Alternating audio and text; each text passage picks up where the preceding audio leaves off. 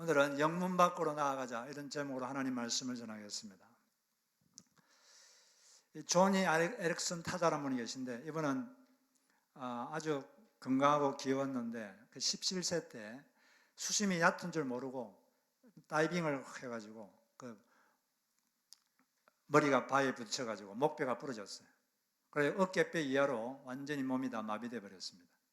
자기 힘으로 밥도 못 먹고 대소면도 못 가리고 몸도 씻지 못했어요. 그러니까 너무나 절망에 빠졌습니다. 스스로 죽음을 자주 생각했습니다. 친한 친구 제키가 방문했을 때 부탁했어요. 내가 죽을 수 있도록 도와줘. 알약을 주든지 면도칼을 주든지 하든지 제발 너가 나를 좀 도와달라.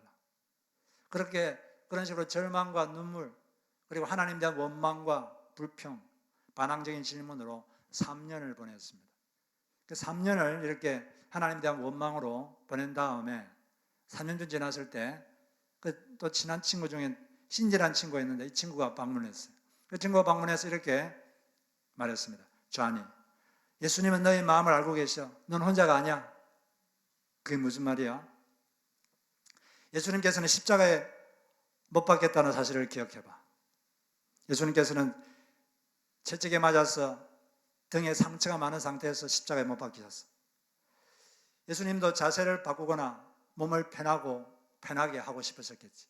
그러나 못에 박혔기 때문에 몸을 꼼짝도 할 수 없으셨어. 그 친구의 말을 듣는데 에릭슨 타다의 마음속에 하나님이신 예수님도 자신과 비슷한 또 인생의 괴로움을 당하셨구나. 그런 생각을 하니까 큰 위로가 되었습니다. 그리고 하나님이신 예수님이 자기 죄 때문에 십자가에서 온몸이 마비되는 그런 고통을 당하셨구나. 몸을 움직이고 싶어도 자기처럼 꼼짝도 못하는 그런 고통을 자기 죄 때문에 받으셨구나. 그런 생각하니까 예수님의 사랑이 마음속에 느껴졌습니다. 하나님이 자기를 사랑한다고 생각하니까 지금까지 있던 하나님에 대한 원망과 불평 이런 것들이 사라졌어요. 그러니까 마음에 늘 좌절해 있었는데 좌절감이 없어지고 마음에 힘이 생겼습니다. 마음에 힘을 하나님이 주신 거죠. 힘이 생기니까 이제 재활 훈련을 하게 됐어요. 재활 훈련을 해가지고 쓸 수 있는 건 이 목밖에 없죠. 목 위로부터 그것밖에 없는데. 근데 이걸 가지고 입에다가 붓을 물을 가지고 입에 문 붓으로 그림을 그렸는데 이 그림을 너무 잘 그려가지고 아주 뛰어난 화가가 됐습니다. 그리고 방송을 해가지고 장애인들에게 희망을 주고 또 책도 쓰셔서 사람들에게 예수님을 전하고 그런 일을 하고 계신 거죠. 하나님께서 자기 때문에 이렇게 마비되시고 고통을 당하셨다. 그런 그 깨달음이 이 자매의 삶을 확 바꾼 거죠. 예수님께서 십자가에 못 박힌 사건은 이 조니 에릭슨 타다뿐 아니라 많은 사람의 인생을 변화시켰습니다. 수많은 사람의 인생이 바뀌었죠. 그분이 고통받음으로써 우리는 살아났습니다. 할렐루야. 예수님께서 십자가에 못 박히신 것은 자기를 제물로 드린 거죠. 속죄 제물. 죄를 속하는 제물로 드렸습니다. 구약시대의 그 구약성경 보면 레위기에 보면 제사가 5가지 있어요. 중요한 제사가 5가지 있는데 그 중에 하나가 속죄 제사인데 먼저 여러분 잘 아는 제사가 번제죠. 번제는 이 제물의 모든 걸 그냥 송채로 다 불에 태워서 하나님께 드리는 것입니다. 이것은 자기가 자기의 온 존재를 하나님께 헌신하고 싶을 때 그리고 자기 죄를 용서받고 싶을 때 그때 드리는 거예요. 드리는 제물이 제사인데 이거는 장차 앞으로 1500년 뒤에 예수님께서 오셔서 예수님 자기의 온 존재를 태워서 하나님께 드리는 그것을 암시하는 것입니다. 그리고 예수 믿는 사람들도 자기의 삶을 전체를 다 하나님께 헌신해야 된다. 그런 걸 암시하는 그런 걸 말하는 제사죠. 그 다음에 이제 소제라는 게 있어요. 소제는 이제 곡식 가루를 아주 가늘게 부숴가지고 곡식 가루를 드리는 제사입니다. 근데 그 곡식 가루를 드릴 때 같이 드리면 안 되는 게 있는데 뭘 같이 드리면 안 되냐면은 꿀하고 뭘까요? 꿀하고 누룩 이건 절대 같이 섞으면 안 됩니다. 이거는 이제 고운 가루가 됐듯이 우리의 자아를 고운 가루처럼 완전히 빻아가지고 하나님께 드리는 거죠. 그리고 꿀하고 누룩은 같이 드리면 안 돼요. 왜 그러냐? 성경에서 꿀이란 것은 이 세상적 쾌락, 세상적 즐거움 이런 거거든요. 그리고 누룩은 잘 퍼진다는 성질 때문에 그게 죄를 상징합니다. 죄. 그래서 이 세상적 쾌락, 즐거움과 죄를 없애고 자아를 가르게 부수어서 하나님께 절을 드립니다. 이런 의미로 소제, 곡식 제사를 드렸습니다. 자기의 충성과 감사를 표현하는 제사죠. 이런 성결한 삶을 살겠다 이런 결심을 또 하는 거죠. 그것처럼 예수님도 성결한 자기의 몸을 주님께 드렸고 우리도 우리 평생 우리를 성결하게 해서 하나님께 드려야 되는 것입니다. 그 다음에 이제 화목제사가 있어요. 화목제사. 화목제사는 이 사람이 하나님과 더 화목해지고 싶고 더 친교를 하고 싶을 때 그때 드리는 겁니다. 이 화목제사는 이 재물을 다 불에 태워 드리는 게 아니라 재물 중에서 기름 부분만 태워 드리고 나머지 고기는 이 제사장과 또 재물 드리는 제주가 같이 먹어요. 같이 앉아 같이 먹고 공동 식사를 합니다. 이렇게 교제하는 거죠. 그것처럼 이 화목 제사를 통해서 하나님과 죄인이 이렇게 화목해 되는 그런 걸 의미하는 거죠. 이 화목 제사처럼 예수님께서 십자가에 못 박혀 돌아가심으로써 교제할 수 없었던 죄인과 하나님이 이렇게 교제할 수 있게 되었습니다. 예수님의 그런 십자가에서 하는 역할을 이 화목 제사가 상징하고 있는 것이죠. 우리도 이 화목 제사처럼 우리 평생 우리의 삶을 통해서 죄인들과 하나님이 화목할 수 있도록 하는 이 작업을 해야 되는 것입니다. 영혼구원의 일, 영혼구원 사역은 모든 기독교인들이 평생에 걸쳐서 최선을 다해서 애를 써야 되는 일인 것입니다. 그 다음에 이제 속죄제사와 속건제사가 있어요. 속죄제사와 속건제사는 둘 다 죄를 용서받기 위해서 드리는 제사입니다. 죄 지은 사람이 죄를 용서받으려고. 그런데 속건제는 조금 좀 특이해요. 이 속건제는 특별히 어떤 데 드리냐면은 다른 사람의 물건에 어떤 죄를 지었을 때, 물건을 훔치거나 물건을 상하게 하거나 또는 하나님의 성물, 성전에 있는 성스러운 물건 이런 것들에게 해를 끼치거나 손해를 줬을 때 그때 드리는 거지. 물론 다른 죄도 좀 드리기도 하지만 특별히 그 물건과 관련된 걸 잘못했을 때 드리는 거예요. 근데 이런 죄를 지으면 먼저 자기가 피해를 준 사람에게 원래 물건에 상당하는 것과 플러스 5분의 1, 20%를 플러스 해가지고 배상을 해야 됩니다. 배상을 한 다음에 이제 하나님께 와서 제물을 드리는 거죠. 그래서 자기 죄를 용서받는 그런 겁니다. 오늘 이 히브리서 13장에 보면 이 제사가 나오는데 이거는 속죄제사를 말합니다. 속죄제사. 특별히 1년에 한 번 대속죄일에 드렸던 그 속죄제사를 여기서 오늘 우리 읽은 이 부분에서 말씀하고 있는 겁니다. 그 당시 이스라엘 사람들은 하나님의 명령에 의해서 1년에 한 번 대속죄일이 있어요. 그게 7월 10일입니다. 7월 10일이 양력으로 하면 우리가 쓰는 양력으로 하면 9월 말쯤인데 그들은 7월 1일이 신년이에요. 그때 나팔을 불어서 나팔절이 시작하고 그때부터 이제 10일 동안 몸을 정결하게 합니다. 몸과 마음을 정결하게 하고 그 다음에 대속죄일 그때는 이제 하루 동안 금식해요. 지금도 대부분의 유대인들은 유대인의 65%가 대속죄일 킴요푸르 올해는 그게 9월 15, 16일입니다. 그때 이제 대속죄를 하는데 그때 이제 대제사장이 1년에 딱 한 번 지성소, 성막에 있는 지성소로 들어가서 모든 민족의 죄를 사함받는 그런 의식을 합니다. 근데 그때 드리는 이 속죄제사는 어떻게 드리냐면은 제물이 있잖아요. 제물, 양이 있다고 합시다. 그러면 먼저 그 기름을 떼가지고, 기름 부분을 떼가지고 하나님께 드립니다.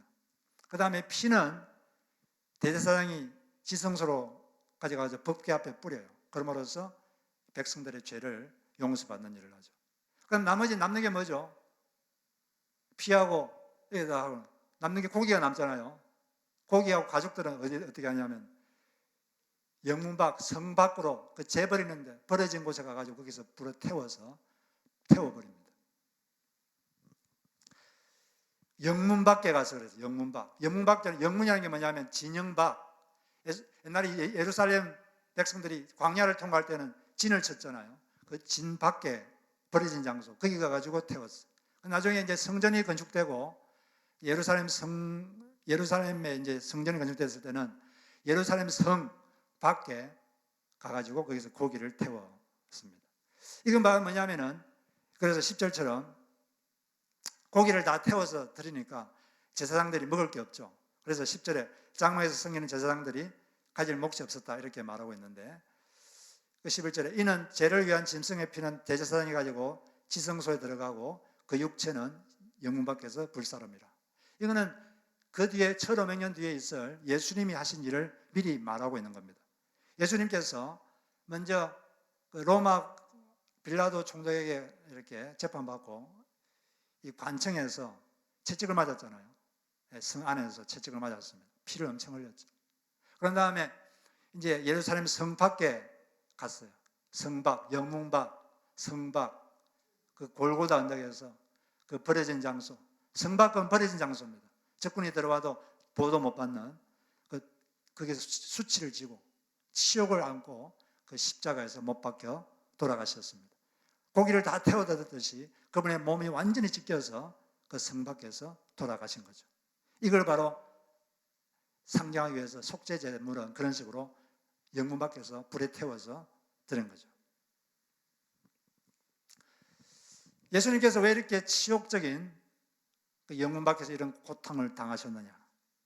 그 이유가 오늘 읽은 12절에 나와 있습니다. 자기 피로서 백성들을 거룩하게 하려고 성문 밖에서 저주받은 성문 밖에서 고난을 받으셨느니라. 이유가 뭐라 그랬죠? 자기 백성을 거룩하게 하려고 그렇게 했다. 거룩하게 하려고. 목적이 그겁니다. 그렇다면 거룩하다는 게 무슨 뜻인가? 이걸 좀 알아봐야 되는데, 이 성경에서는 거룩하다는 뜻이 두 가지 뜻이 있어요. 우리가 보통 알고 있는 거룩하다는 것은 뭐죠? 보통 도덕적으로 흠이 없다. 그게 거룩하다는 뜻이죠. 그런 뜻이 있습니다. 이 예수님께서 우리를 위쪽으로 돌아가신 이유는 우리가 예수님을 믿으면 예수님의 보혈 피가 우리에게 적용됩니다. 그러므로써 법적으로 우리의 죄가 깨끗해지고 우리는 법적으로 거룩한 사람이 되는 거예요. 우리가 예수를 믿은 다음에 또 주님은 우리가 이제 실제 삶에서 거룩한 삶을 살도록 하기 위해서 여러 가지 작업을 합니다. 연단 과정을 거치죠. 그래서 우리 속에 있는 자아와 죄를 하나씩 껍질을 벗겨내는 그 작업을 하게 됩니다. 우리가 실제로 거룩한 삶을 살도록 하기 위해서. 그러니까 우리는 예수 믿는 사람은 평생 이런 거룩한 자가 되기 위해서 노력을 해야 되는 거죠.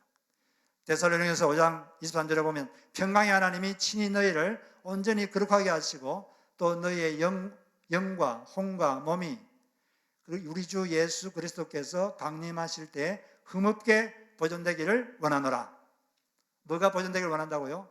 영과 혼과 몸, 여러분 영, 정신, 몸이 다 거룩하게 되기를 바란다는 것입니다. 두 번째로 이제 거룩하다는 뜻은 뭐냐면 이게 사실은 성서적으로 거룩하다는 뜻의 더 깊은 의미입니다. 더 많이 쓰인 의미인데 이거 뭐냐면 하나님을 위해서 구별된 상태, 이게 거룩한 상태입니다. 하나님이 쓰시도록 구별된 상태, 이게 거룩한 상태예요.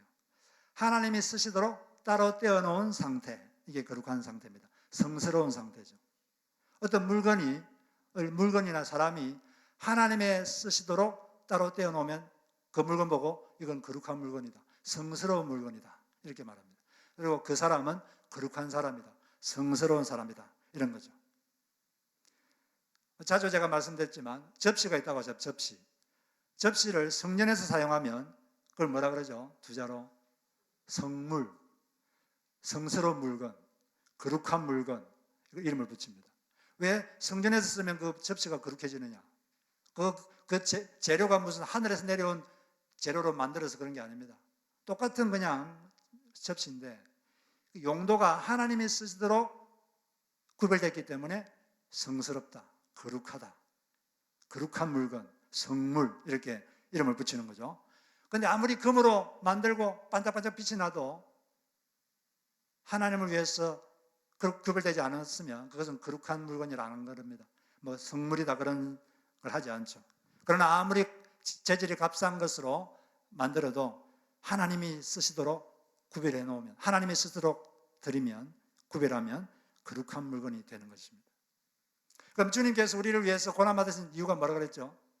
우리를 거룩하게 하기 위해서, 즉 우리 존재를 하나님이 쓰시도록 구별하기 위해서, 우리 온 존재를 하나님을 위해서 따로 떼어놓도록, 하나님을 위해서 우리 존재를 드리도록 하기 위해서 하나님께서 우리를 위해서 돌아가셨습니다.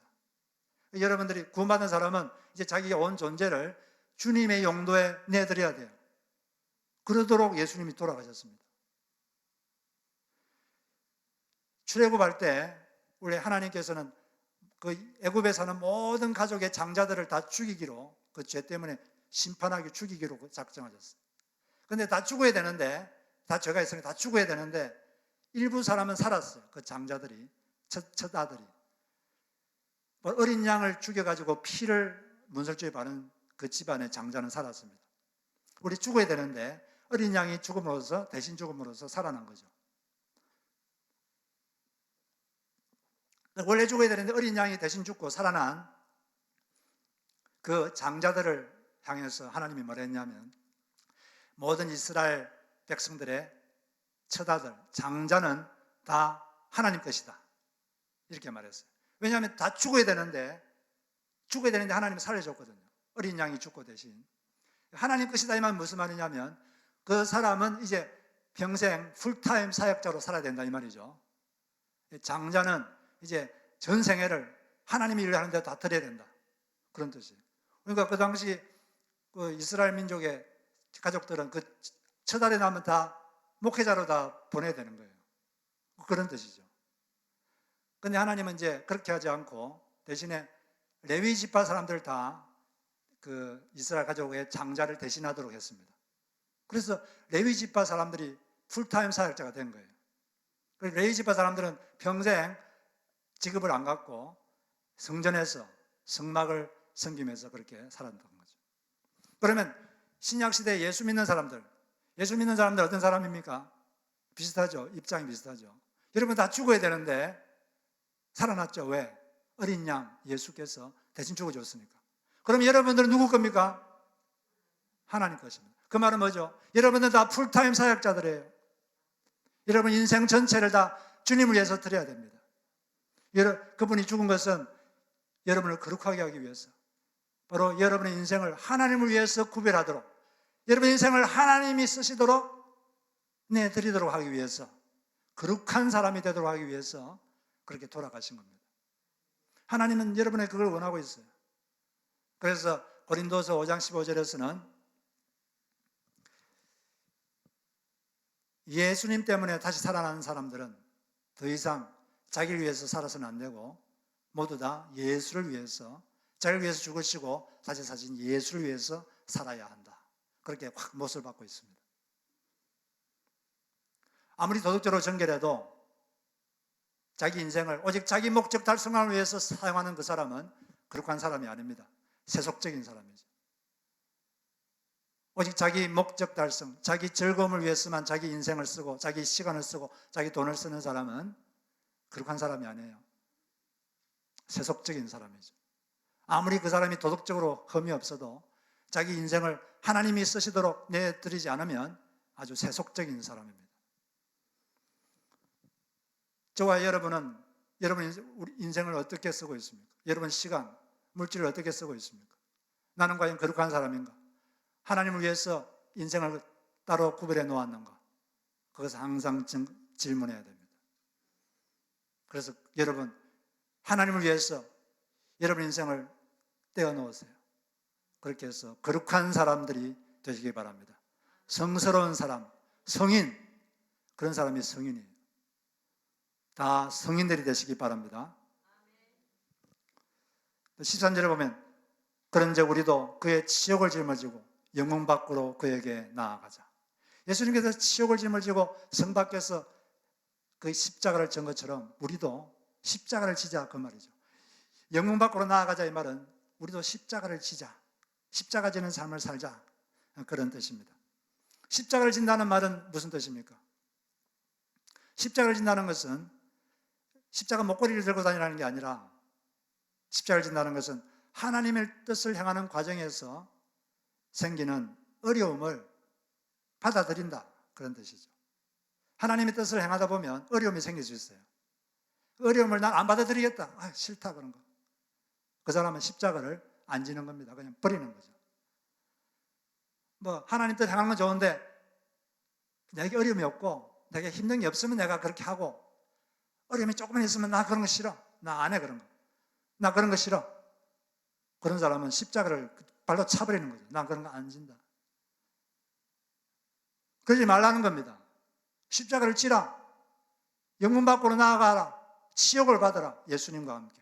그게 하나님께서 우리에게 요구하는 것입니다. 하나님 뜻을 행하다가 어려움이 있다면, 손해가 있다면 받아들여야 돼요. 거부하면 안 됩니다.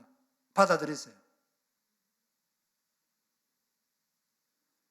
십자가를 지려면 필요한 게 자기 부정입니다. 자기 부정. 자기 부정인 건 자기를 버리는 거죠.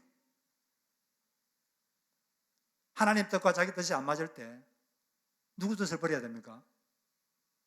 자기 뜻을 버려야 돼요. 하나님 뜻을 버리면 안 되고, 하나님의 의지와 내 의지가 다를 때 누구 의지를 버려야 됩니까? 내 걸 버려야 돼요. 하나님의 스케줄과 내 스케줄이 안 맞을 때 누구 스케줄을 버려야 됩니까? 내 스케줄을 버려야 돼요. 하나님 감정과 내 감정이 안 맞을 때 누구 걸 버려야 되죠? 내 걸 버려야, 내 감정을. 물론 하나님 뜻과 내 뜻이 똑같으면 버릴 필요 없어요. 똑같으니까 그냥 그렇게 하면 돼요. 하나님 의지와 내 의지가 같으면 그냥 그렇게 하면 돼요. 그러나 다를 때는 버려야 됩니다. 하나님 걸 버리면 안 되고 자기 걸 버려야 돼요. 자기 걸. 그게 십자가를 지는 것이고, 그게 자기 부정입니다. 자기 부정한다는 건 버리는 건데, 우리는 오늘 구체적으로 두 가지를 버려야 됩니다.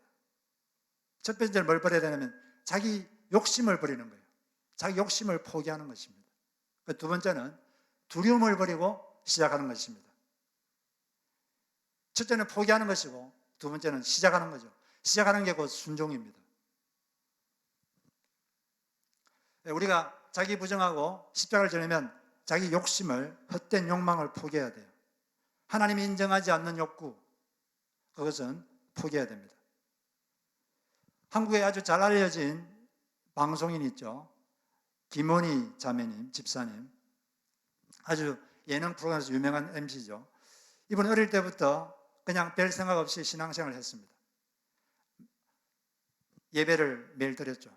근데 그냥 선데이 크리스찬이었어요. 근데 어느 날 예배를 드리기 전에 찬양을 부르는데, 예비 찬양하죠. 찬양을 부르는데 갑자기 처음으로 예배 드리면서 눈물이 나기 시작했어요. 갑자기 눈물이 나는 거예요. 이유도 없이 막 눈물이 나면서, 그때부터 하나님의 그분의 마음을 만지기 시작했습니다. 은혜를 체험하는 거죠. 찬양하면 눈물이 나고, 그때부터 성경을 읽기 시작했어요. 성경을 한 번도 읽은 적이 없는데 성경을 읽기 시작하고 제자 훈련도 받았습니다. 혼자서 찬양하면 마음속에 여기서 기쁨이 막 뽕글뽕글 막 솟아오르는 거예요. 환경 아무 상관이 없어요. 환경이 좋든 나쁘든 상관없이 여기서 그냥 기쁨이 올라오는 거예요. 전에는 주일날 방송이 있으면 아이고 잘됐다, 예배 빠질 수 있겠네 하고 그냥 너무나 당연하게 예배를 안 드렸습니다. 그리고 오히려 주일날 방송이 있으면 오히려 더 좋았어요. 핑계가 있으니까. 그런데 그런 은혜를 받고 나서는 원칙을 정했습니다. 주일에는 방송 촬영하지 않습니다. 이렇게 자기 매니저한테 다 말하고 다 이야기 공포했어요. 그리고 주일에는 방송 촬영 안 했습니다.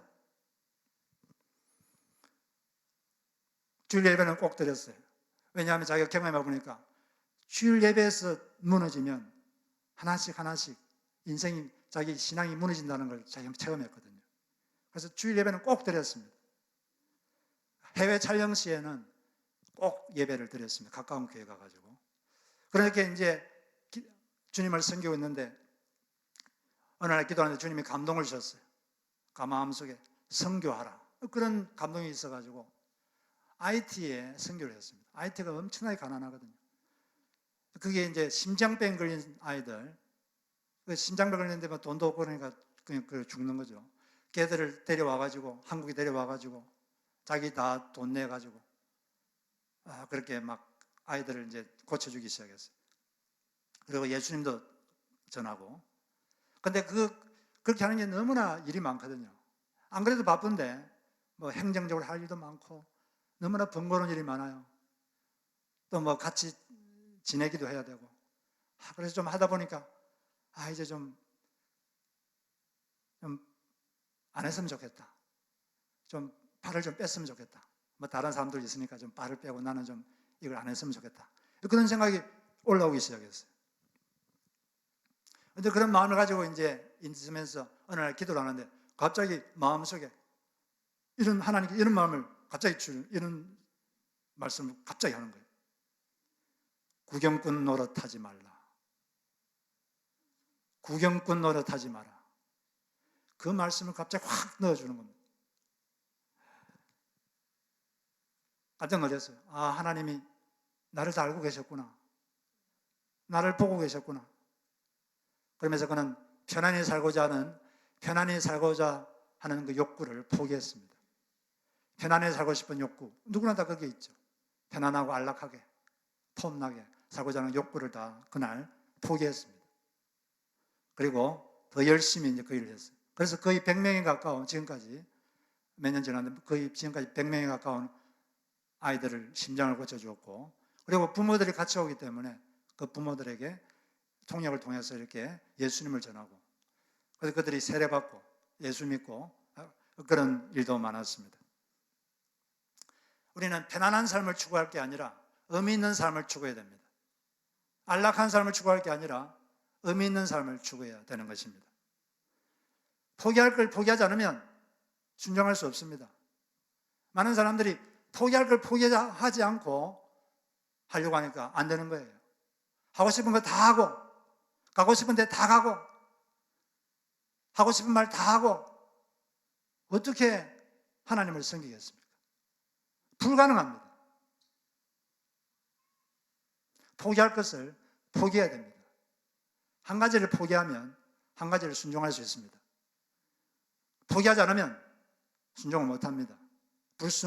불순종하는 사람이 되는 것입니다. 우리는 주님께 순종하려면 포기할 것을 포기해야 돼요. 두 번째 뭘 또 버려야 되느냐? 두려움을 버려야 돼요. 두려움을 버리고 시작해야 됩니다. 많은 성경 인물들을 보면 두려움 때문에 하나님을 하라 그랬는데 시작을 못하고 이렇게 벌벌 떨고 있는 그런 경우가 많았어요. 그런데 그럴 때 주님께서 용기를 주셔서 시작하게 만들죠. 시작하면 하나님의 능력이 부어졌습니다. 순종은 하나님의 능력을 풀어줍니다.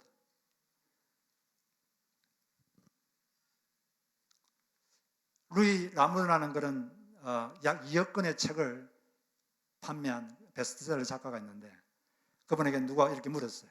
당신이 글 쓰는 비결은 뭡니까? 글쓰기의 비결이 뭡니까? 그렇게 물어보니까 이분이 이렇게 말했어요.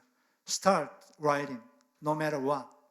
The water does not flow until the faucet is turned on.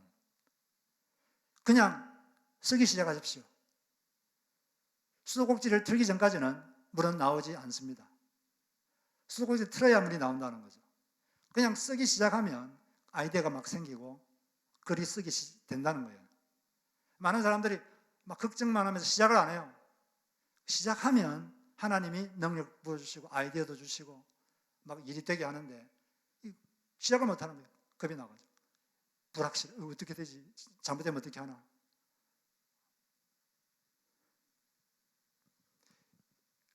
기드온도 그러는 사람 중에 하나였어요. 하나님이 기드온에게 너가 가서 미디안 족속에게서 이스라엘을 구원하라. 그러니까 당장 하는 말이 주님 내가 무엇으로 이스라엘을 구원하기리까? 저는 너무 약하고 보잘것이 없습니다. 하나님이 하라 그러면 시작하면 되는데 못하겠습니다. 그때 하나님 말씀하셨어요. 내가 반드시 너와 함께 하리니 너가 미디안 사람 치기를 한 사람을 치듯 하리라. 그렇게 말씀하시면서 용기를 줘가지고 시작하게 하려는 거죠. 그래도 좀 주춤주춤거리고 잘 그러니까 그러면 너가 저 미디안 정탐을 해봐라. 그래서 정탐하러 몰래 갔어요. 갔는데 미디안 군사 두 사람이 대화를 하는데 이런 대화를 합니다. 지난밤에 꿈을 꿨는데 그 꿈에서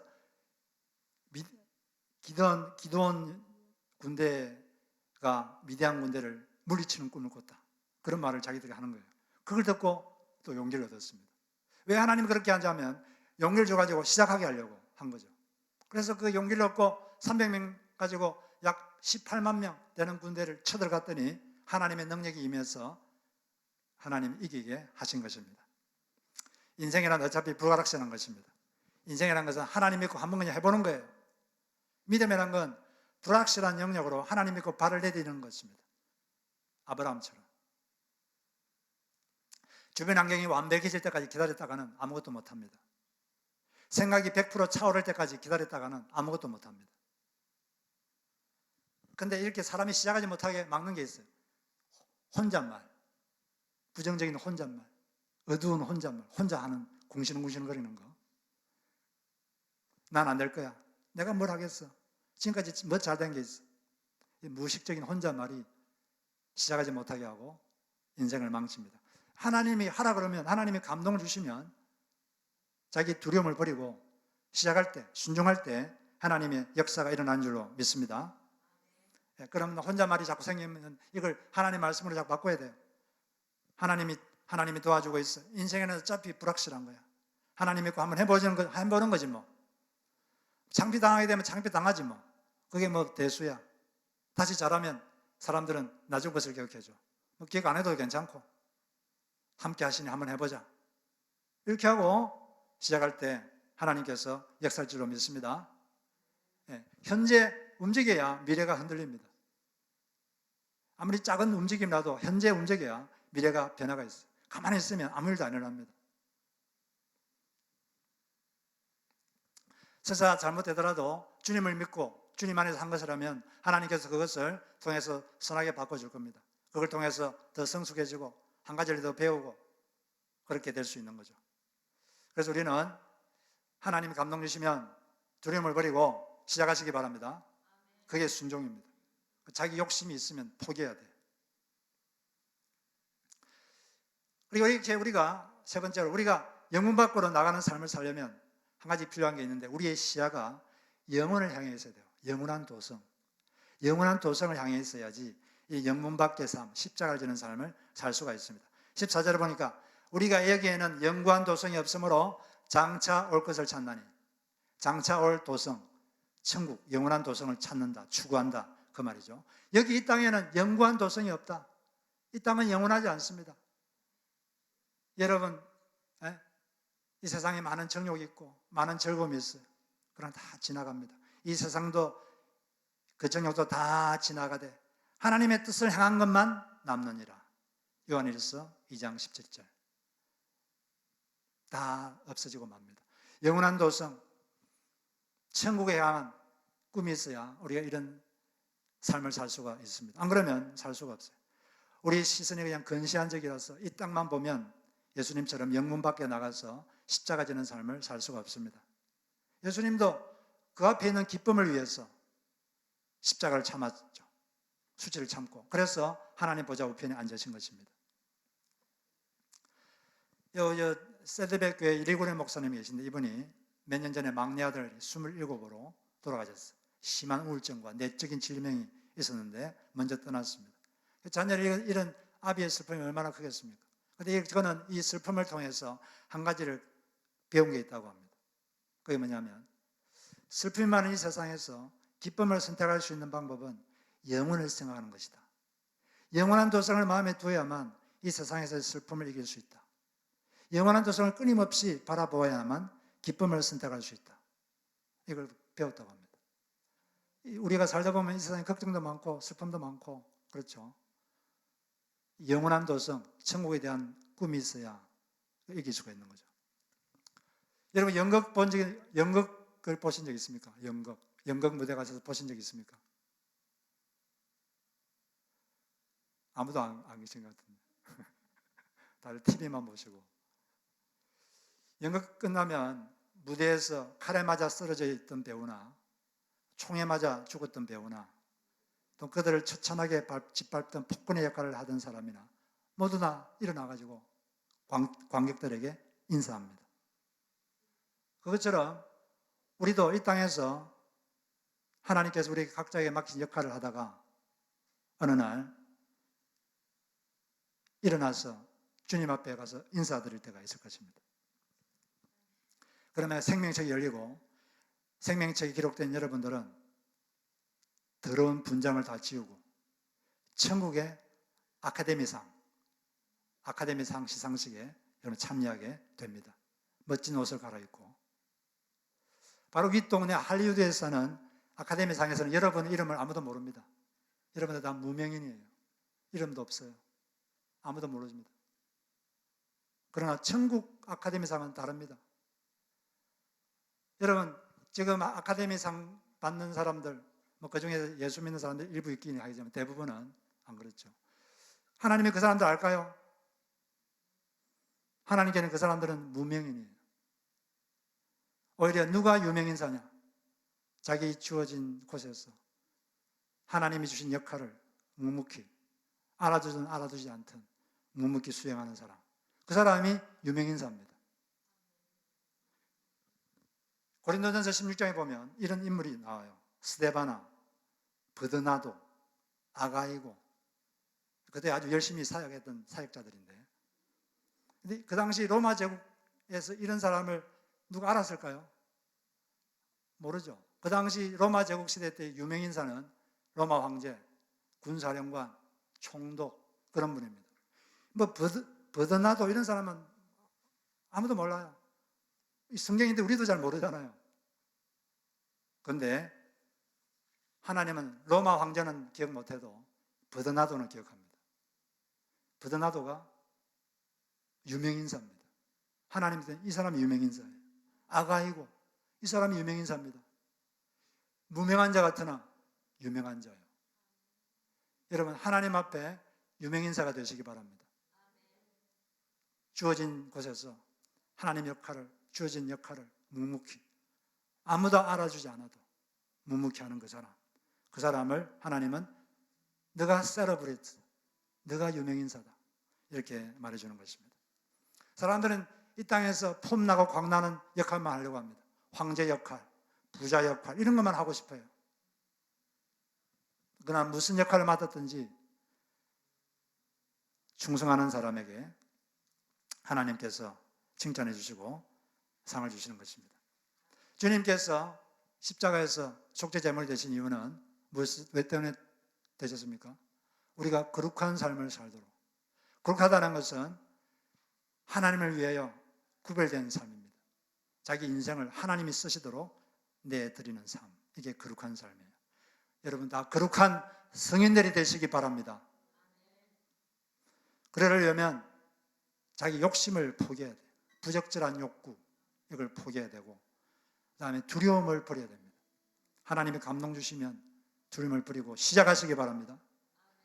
영원한 도성을 바라보면서 하나님 앞에서 유명인사들이 다 되시기를 주의 이름으로 축복합니다.